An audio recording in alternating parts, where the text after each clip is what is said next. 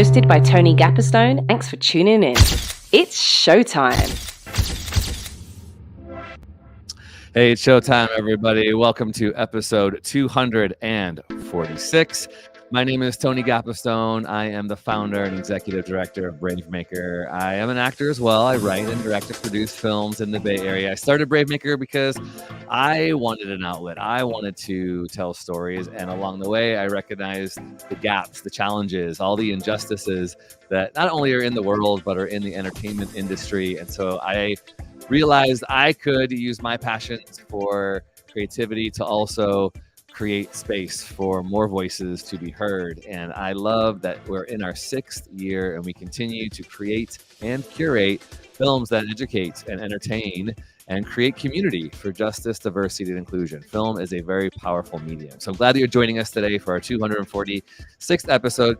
My pronouns are he, him, his. I like to give a physical description. I'm a Caucasian man with yellow glasses, yellow shirt today, brown hair, and I'm in our studio. It has a striped wall, black and white to my right, with our faux green wall and pink Bravemaker words behind me. Now today, our conversation is with our opening night team for the film called Daughters. Daughters is a multi-award-winning documentary that just came out of Sundance. If you followed Bravemaker and you know anything about my story, I always attribute my life change, my eye-opening journey to creativity and filmmaking and storytelling to Sundance 11 years ago when I started attending. And that's why we're here today, because I really believe that creators have the power to open our minds, have the power to sway our hearts, and help us be better. And these 3 people who are our special guests today are doing just that with our feature documentary called Daughters, sponsored by the TDB Foundation, Thursday 11th in Redwood City, California. That's Thursday night, 6 days away in the Fox Theater. Get your tickets at bravemaker.com/filmfest. So with no further ado, let's bring them in from all across the country, from Los Angeles to Richmond, Virginia-ish, I believe. We have Chad M. Morris. We have Lisa and Angela who are joining us. Thank you so much for being here today, the 3 of you. Hi. Thank you. Thanks for having us. You got it. Let's start with Angela, who is in New Orleans at the Essence Film Festival with a lot of our other filmmakers that I'm seeing. So if you're a Bravemaker Film Fest filmmaker, you need to seek out Angela and maybe talk to her before you arrive in Redwood City. So Angela, why don't you go ahead and do your introduction and physical description and pronouns and all that stuff. Okay, she, her, and hers. I'm Angela Patton. I'm in New Orleans, but I'm what you just said, a Richmonder, something Virginian girl. I'm from Richmond, Virginia. I run an organization that I'm the founder and the CEO of called Girls for a Change. But I'm also not only a community leader, a CEO of a nonprofit, I am a new filmmaker. I am the co-director. I am the co-director of Daughters, as well as a producer. And I'm still a social activist as well. And today I'm also an attendee of the fabulous 30-year celebration of the Essence Festival. So really excited to be here to screen Daughters on Sunday at 3 p.m. in the theater. So make sure you check us out if you're in New Orleans celebrating. So cool. And I identify so much with you as being a nonprofit leader, the CEO, and filmmaker. You're the multi-hyphenate, so I definitely feel that. And I love Girls for a Change, and we're going to be talking about Girls for a Change today, as well as when Angela is with us in person in Redwood City, California, July 11th. Awesome. Let's kick it over to Chad. Chad is one of the featured subjects in the film as a fatherhood coach who does and has amazing conversations and really challenges and inspires the fathers as they are reuniting with their daughters during a daddy-daughter dance during their incarceration. So Chad, give us your introduction, who you are. Thank you, Tony. I'm Chad Morris. My pronouns are he, him, his. I'm the CEO of an organization called Trinity Village Center, which operates in Trinity Family Life Center. It's a 501c3 in Richmond, Virginia, that focuses on strengthening families and uplifting the community. The programs that we operate that have impact as it relates to this film is we've been doing male accountability, responsible fatherhood development support work since 2013. I am a master trainer of the NPCL curriculum called Responsible Fatherhood that engages in conversations and support with men, whether they've been referred to us from local systems, whether they're incarcerated, or whether they voluntarily enroll, who want to strengthen the relationships that they have with not only their children, but with the mothers of their children, regardless of the circumstance of whether they are co-parenting separately or they're together. I'm a girl dad myself. So the work is also important to me from the space of we're all dads learning and we learn from each other and we try to have poignant conversations to extract our own experiences as lessons and formulas to help guide other men. I've been a personal friend of Angela's since over 20 plus years. Also, we've been partnered with Girls for a Change since around 2011, 12, and supporting different aspects of their work. They've been supporting our work. So in the film, I participate in the space of guiding these conversations with the men to help them recognize and remember the importance of their value as men and fathers before the circumstances that resulted in them being incarcerated, and the importance of it upon the end of their time away and their returning citizens. The goal is to get them back to their families safely and engage them both behind the wall and when they return home. Really powerful work, Chad. I'm a father and a girl dad myself, 13, 15, and 17. So I definitely identified with a lot of the work that you were doing.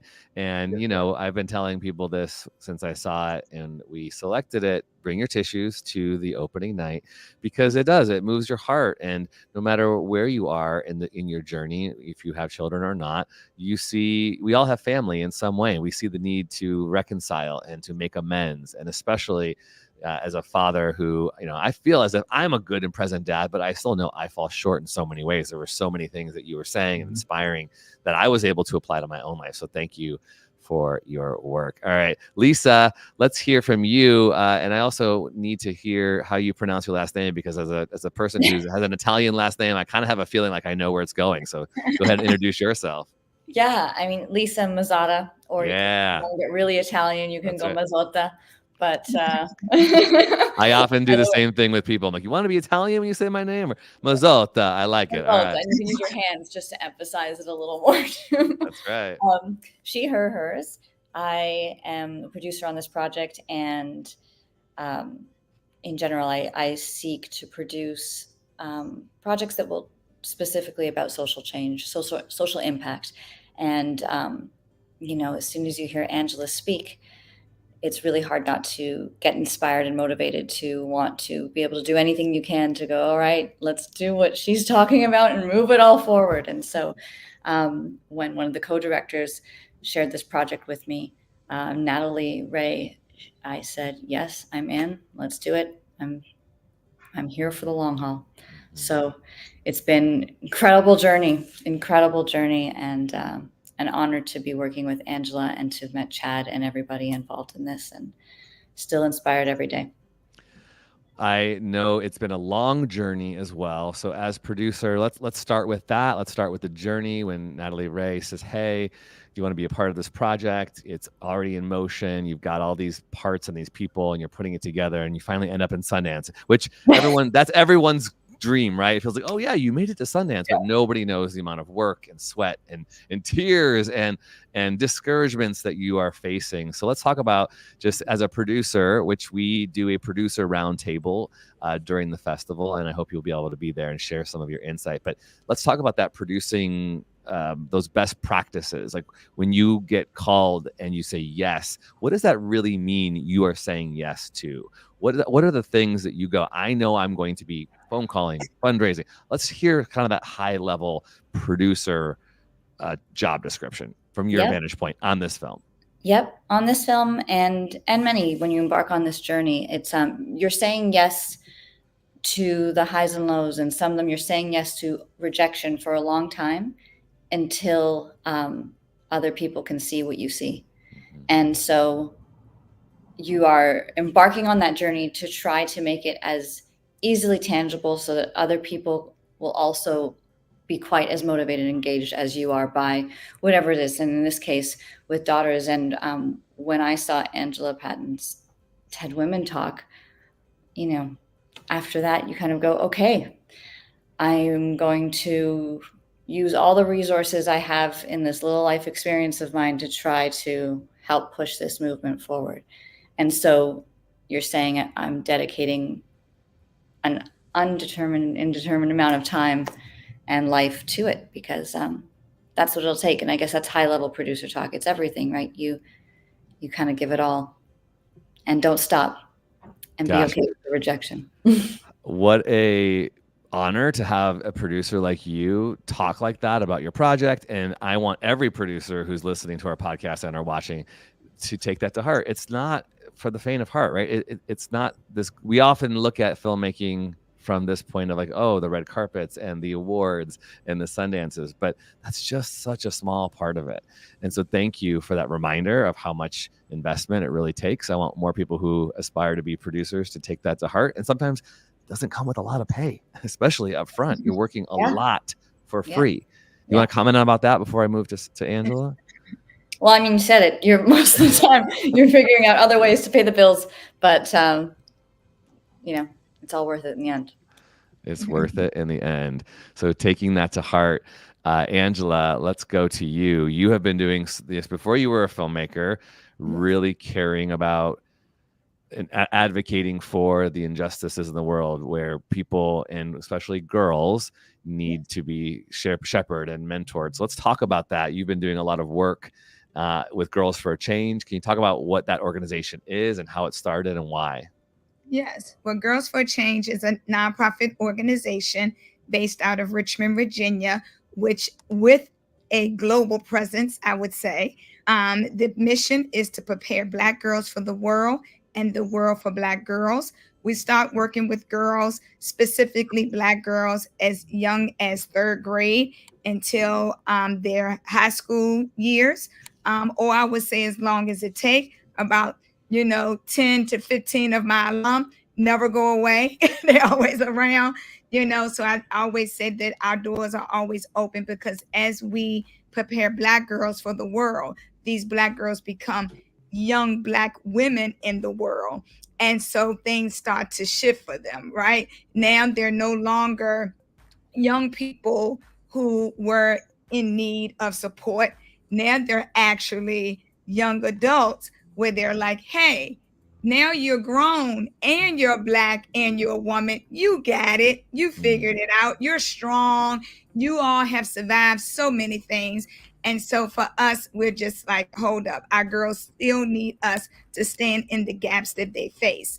And so that's exactly what we do by providing multiple programs and resources and networks for the girls, to the point where we even own our own space for them, so that we can raise brave girls, as we understand that the world is usually against what they tend to want and desire and dream.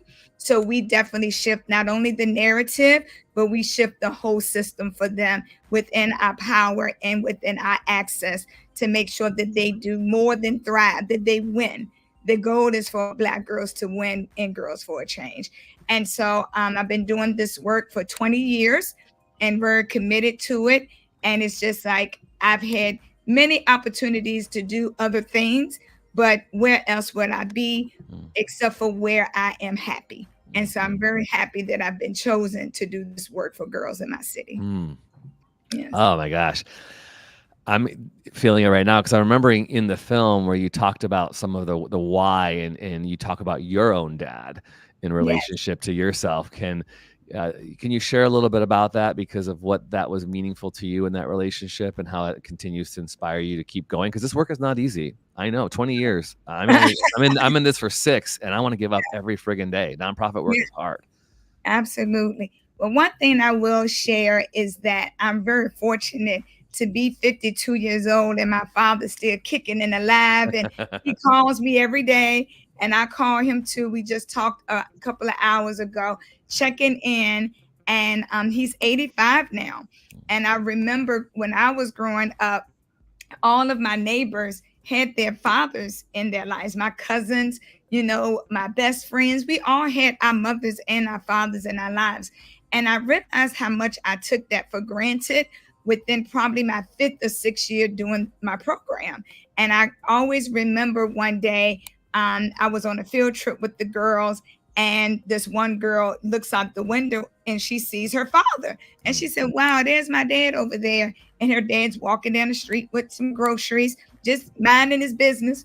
And so I get the bus driver to stop, because I knew that if it was my dad, I would want to like jump out the van or go hug him or whatever, because I understood the appreciation, I would say, of the fact that it's my dad, and me at least go say hello, right? So when the girl says no, I'm thinking that she's just a teenager and just wants to be cool, right? And she doesn't want to go say hi to her dad. But she was like, no, those groceries are not for me. I haven't talked to him in months. He doesn't care about me, so I don't care about jumping off the car to go see him. And it really broke my heart. And so I went home and, called my father, and I was like, I never thought about it like that. That some girls are really separated from their fathers, and fathers don't show up every day like you show up for me.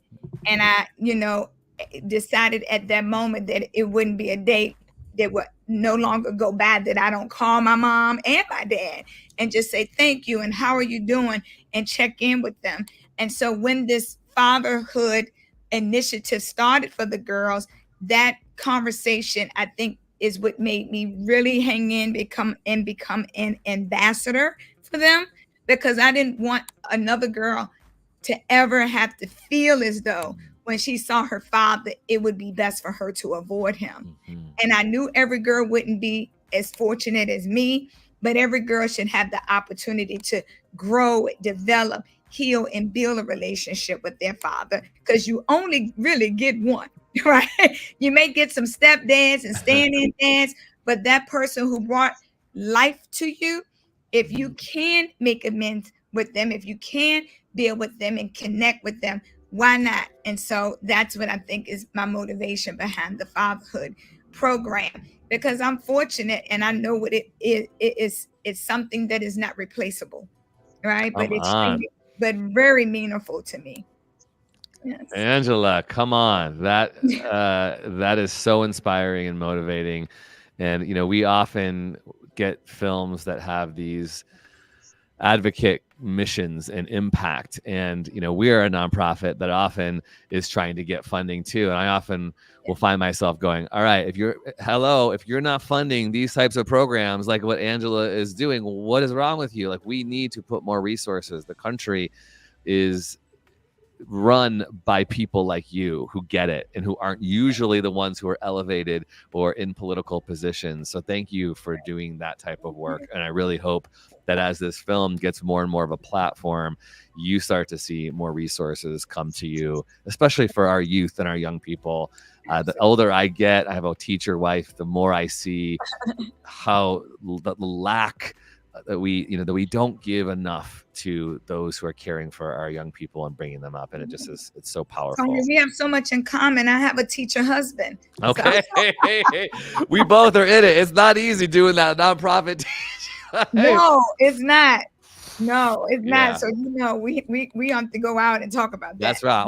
I'm gonna high five you. We're gonna look at each other. I see you. I get that. Yeah. Okay. I'm looking forward to being with you in person. Again, if you're just joining us here on live, I am talking with the makers and subjects of the new documentary called Daughters, which is going to be premiering in our opening night section at the Brave Maker Film Festival, July 11th through the 14th. And we want you to meet them in person because they will be with us in person. So this is a little appetizer, a little teaser for what's happening. And Chad, you are partnered because you have been a part of Girls for a Change for some time. You are partnered in this program that is helping daughters make some amends with their fathers. And we have 4 that are featured. But there was many more that are part of this program. So you had to choose just 4. So I know that's a big deal. I would love to talk a little bit about that. But Chad, can you share a little bit about these 4 that we're going to meet in the film when everybody comes on July 11th?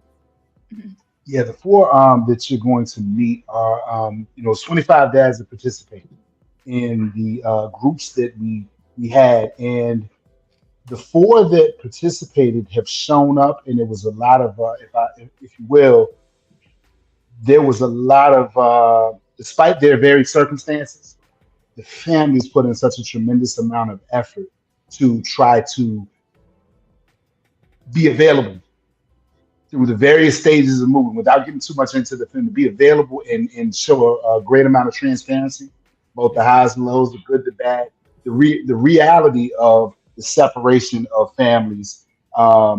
When father's incarcerated, he's serving time behind the wall, but the family that does not have access to him is sort of dealing with an inverse incarceration because they don't have access to this vital support in the family.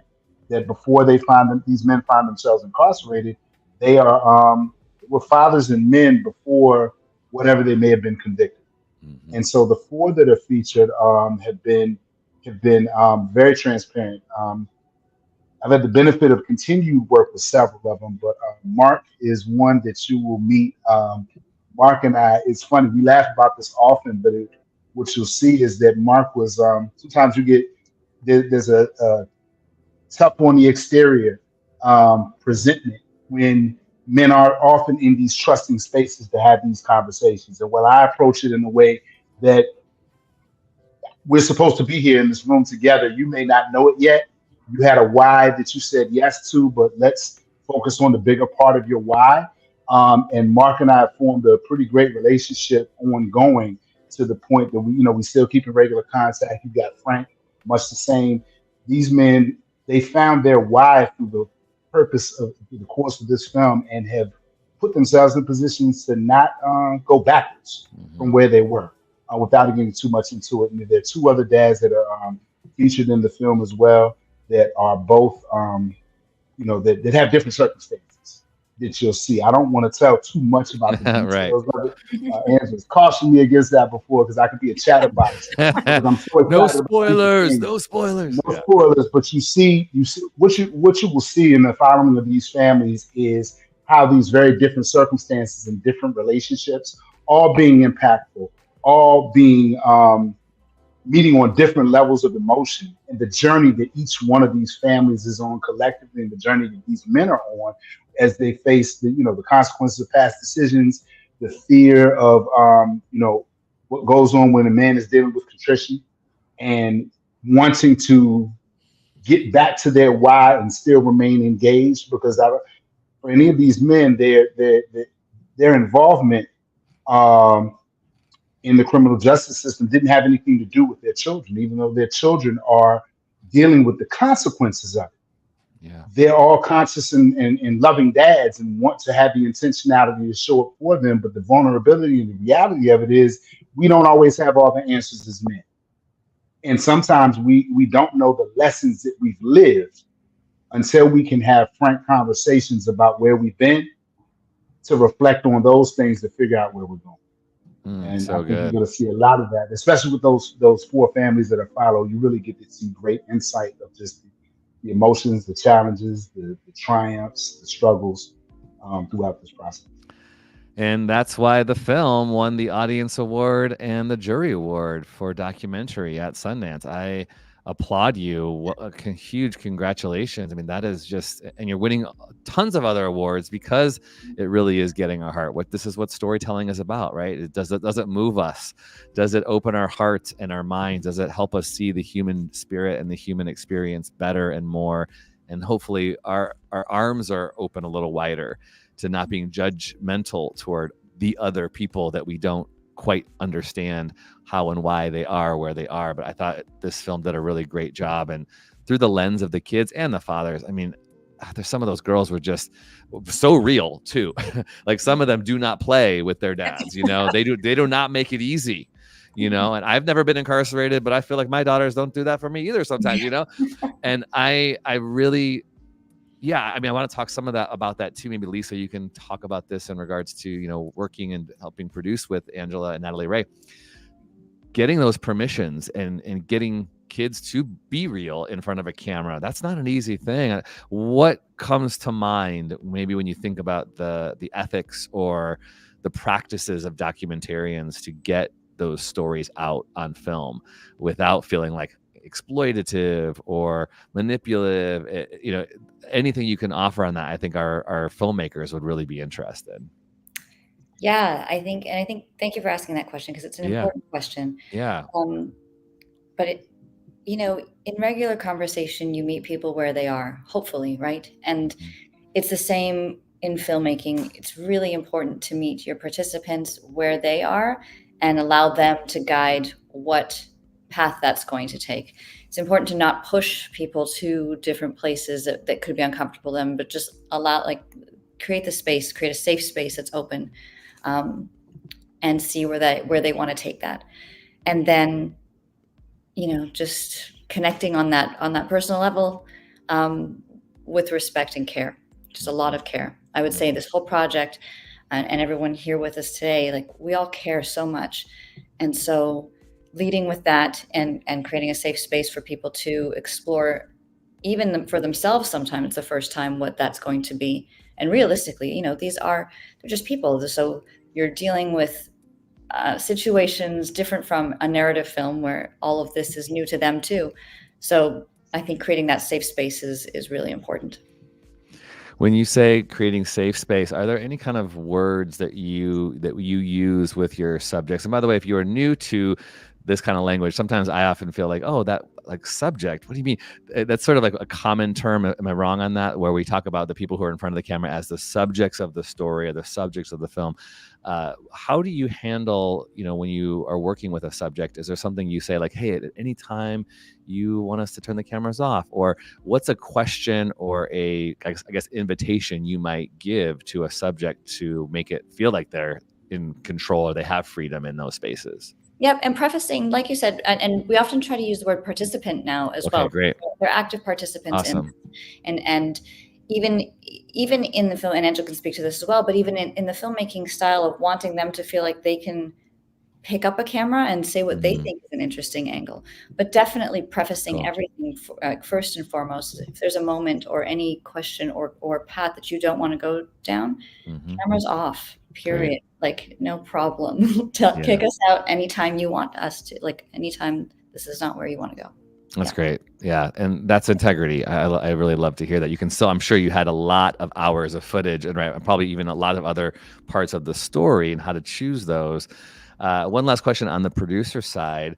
And I get to have more time with you in person. So I'm like getting two different interviews. This is great.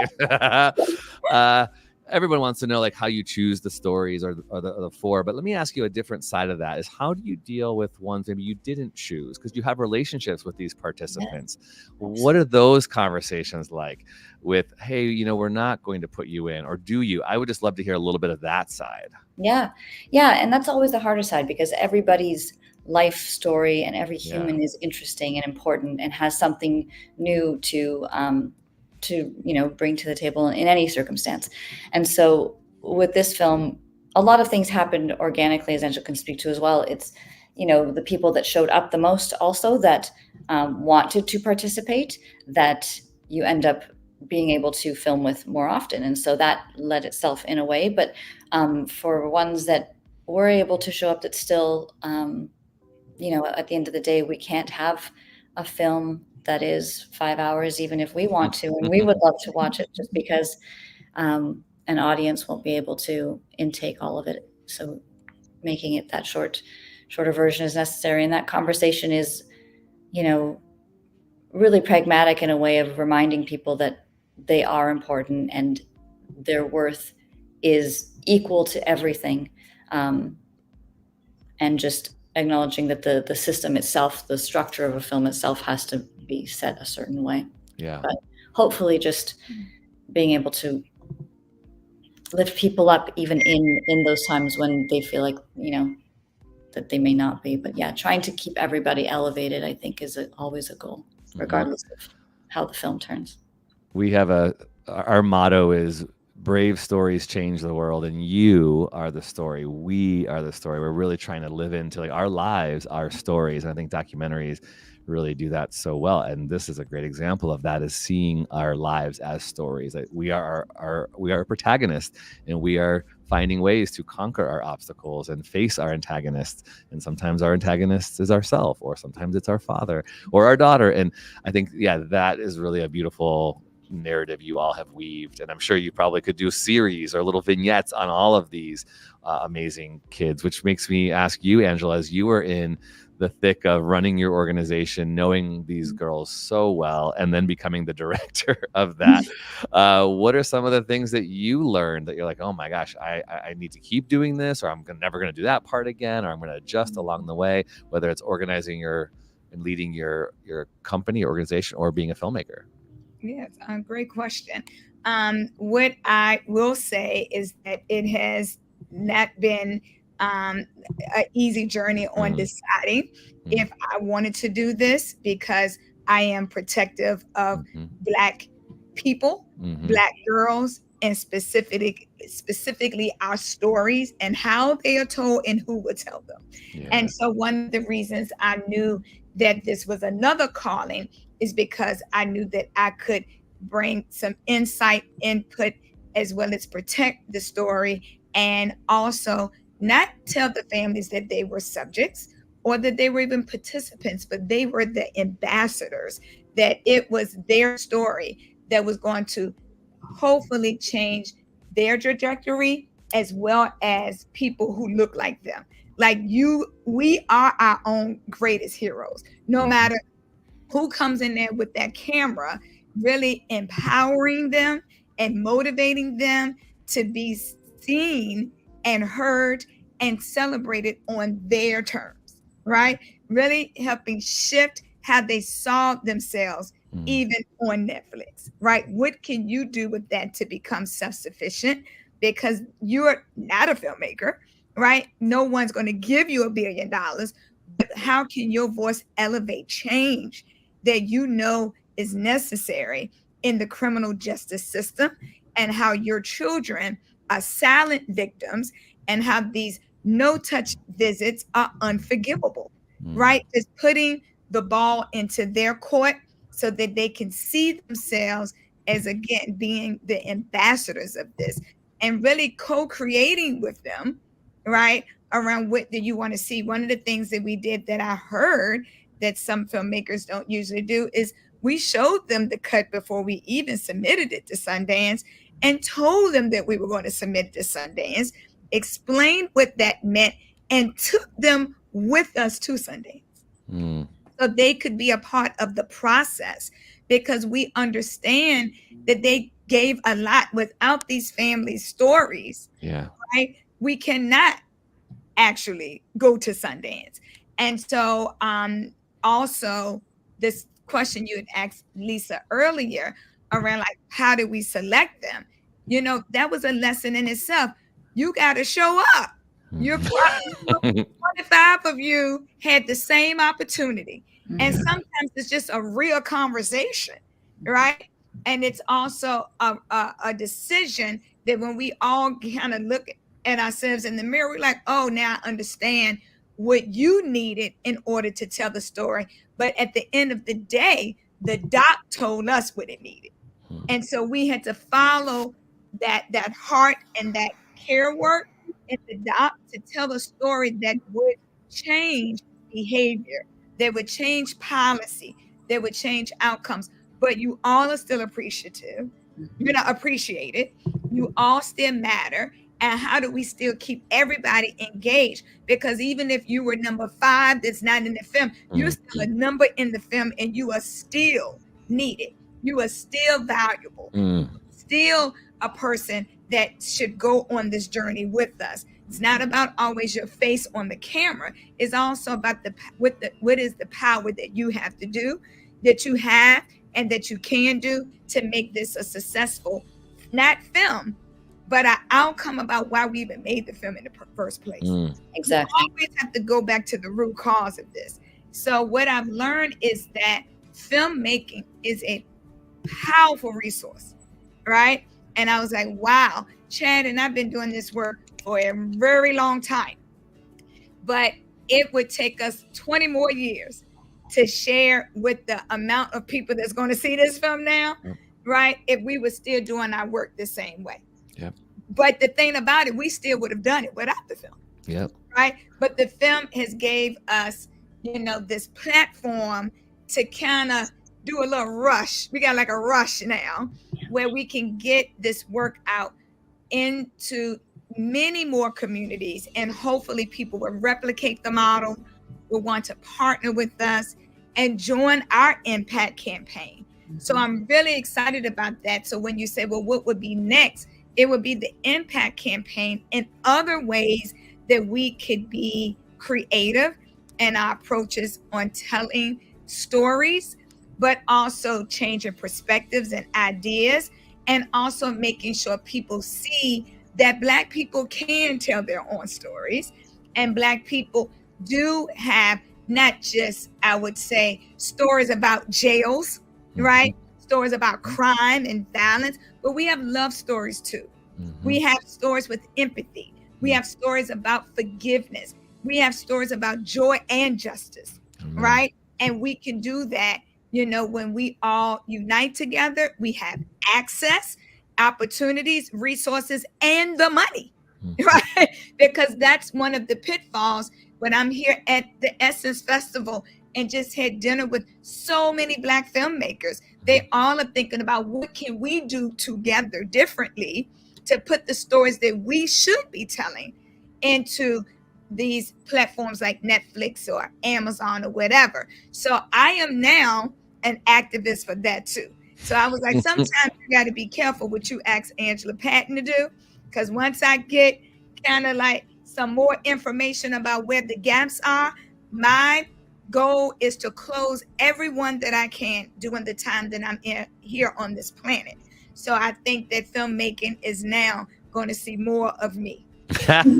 Angela, I like you. The world likes you. You got it. I'm getting chills. I feel like I'm in church, and I like that feeling. So thank you. Anybody who gets the power of storytelling and impact and is an advocate for justice and sees the power of film. But you said you didn't need the film to keep doing what you were going to do. But now film finally got you, caught up with you, and it's elevating. That's what I live for. That's what Brave Maker is all about. I'm so glad that we get to partner with you in this small way. And if you are watching episode 246 and you have not got your ticket to the opening night of Brave Maker Film Festival, get on it. And you heard a little leaking of what's happening with the future of this. I'm not going to spend too much time talking about it. You can Google it yourself, because I want you to get into a theater.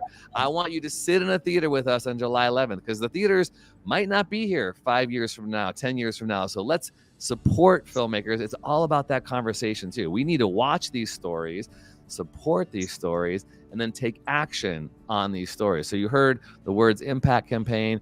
Girls for a Change will have a table there. And, you know, we're always raising money for Brave Maker too. We need your money, but also you can give your money to Girls for a Change. I'm going to make a commitment right now. I'm just going to say this. It's not, and I'm not even going to reduce it by saying it's not that much, because every dollar counts. I'm going to give $50 today to Girls for a Change. All right. How do people donate? girlsforachange.org, right?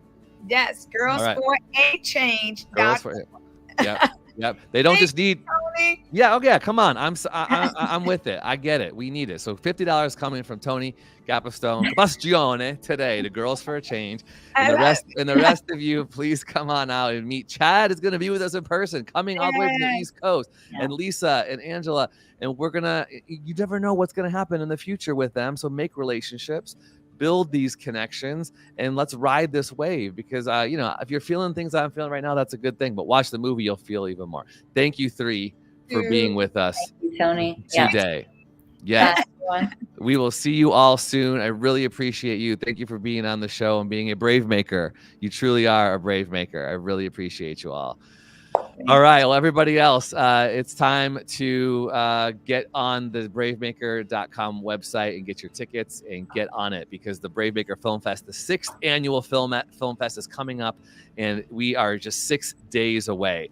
You can go to bravemaker.com/filmfest and get your tickets. If you want to become a donor to Brave Maker, we need your help too. We lost $50,000 in funding because people sometimes don't care about the arts, but the arts can create change, just like you're hearing today with Angela's story and Lisa and Chad. We want to keep elevating brave storytellers. We want to keep making brave films, and we need your help to do it. So thank you so much to our producing team, Jessica and Devin, who are producing the film festival, our podcast producer, Amy Cohen, who's been supporting this, our interns, Jessica, Cohen, who's also creating clips from all of the things that we talked about today, and all of our team who are working hard to bring this film festival and these stories to life.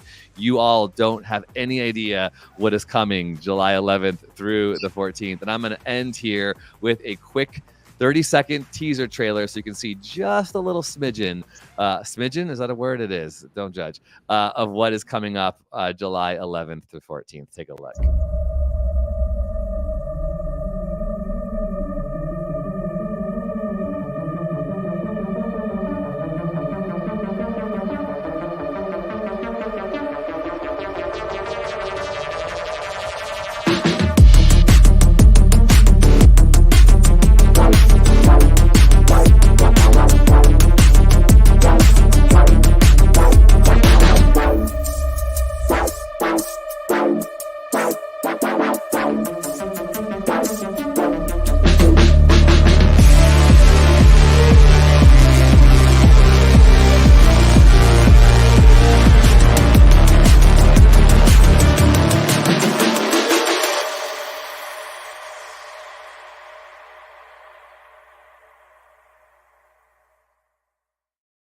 All of our films are open captioned, which means we are accessible to all audiences, deaf and hearing impaired. All of our, hear me say this, all of our venues are ADA accessible. One of our venues is a historic building that somehow is excluded from having ramps, but we are paying extra to build a ramp so that all people can access our spaces. We're serious about inclusion, you all. If you want to partner with us, you know where to go, bravemaker.com. Let me hear one last time from our filmmakers so that you can follow them. Let's start with you, Angela. Where do you want people to follow you on social media?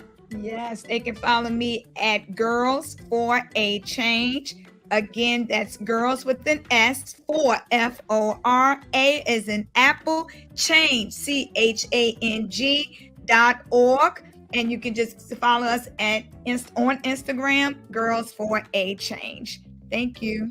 Angela, thank you. Chad, where do you want people to follow you? You can follow our work at TFLC-RVA.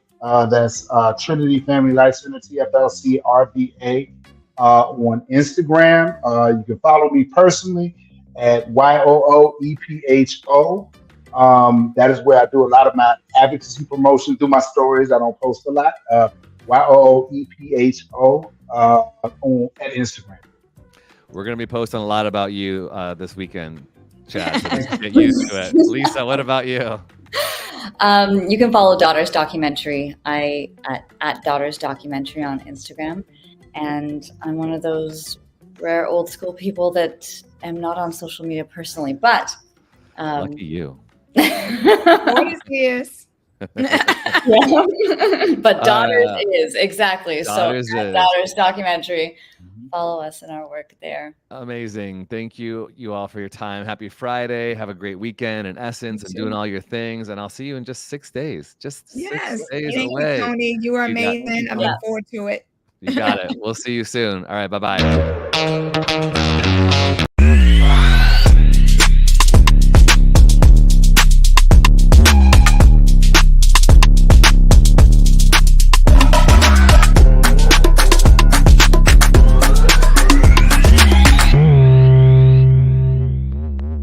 Follow us on Instagram, Twitter, YouTube, and Facebook at bravemaker.org. Like, subscribe, and share.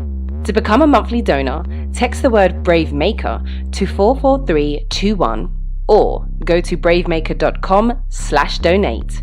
Thanks for tuning in.